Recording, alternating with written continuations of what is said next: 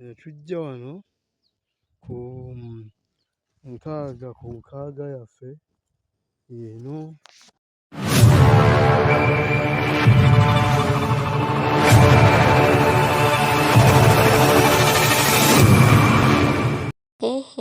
Kansubire nti buli omu gy'ali ali bulungi nnyo. Olunaku lwa luno nzize n'ekipya. Gwe abadde amanyidde ku Mukono Road, leero nno tugenzeeko ku Masaka Road.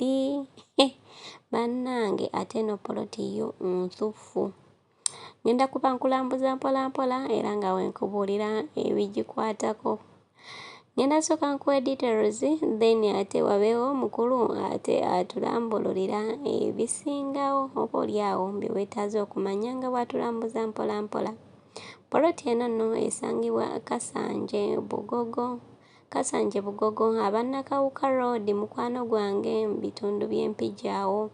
Poloti eno etudde ku bugazi oba ku bunene bwa fuuti 60 era nga etundibwa obukadde 10. Naye nga mukwano gwange bw'oba ng'ozze ne kaashi ng'oli muguzi nali serious, tujja kuba nga tukusalirako. Poloti nziyina mu bitundu ebyo. Aba yeetaaze poloti mukwano, noonyaako ennamba yange eyo tube nga twogerezeganya.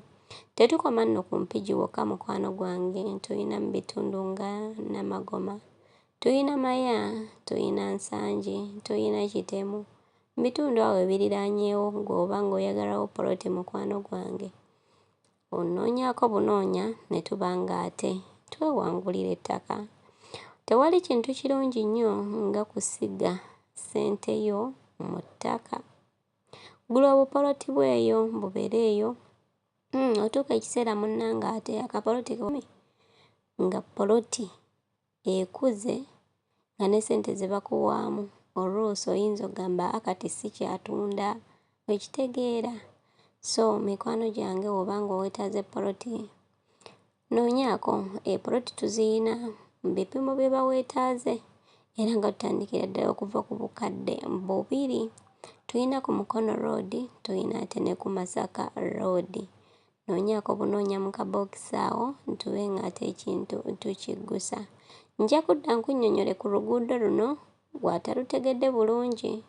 Ngenda kudda ne poloti endala ate mukwano gwange gy'onaaba osiimyeko gy'ojja okuba ng'ate weewangulira. Era nga mukwano gwange atanasubscribinga ku channel eno mukwano, subscribinga, commentinga, likinga ate obe nga osharinga nakomyewo. Ate mu full swing okubeera mukwano gwange ate nga nkuweereza.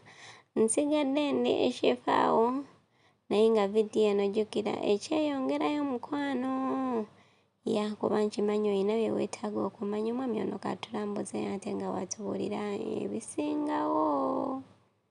Tujja wano ku nkaaga yaffe eno. Olaba layini eno ey'ebiwaanyi ebyo ebisimbye layini n'egenda n'eyita emmanju wa ttooyi ya muzeeyi oyo. Luno era oluguudo eri ku luguudo lwe lumu, kuli n'ekkubo lye limu erigabira ono muzeeyi, erigabira ne ziri ennyumba z'olengera wali. Bw'etyo wano oba ogituuseeko era ekkubo lye limu lyeryo. N'ejja n'etambula bulungi wano,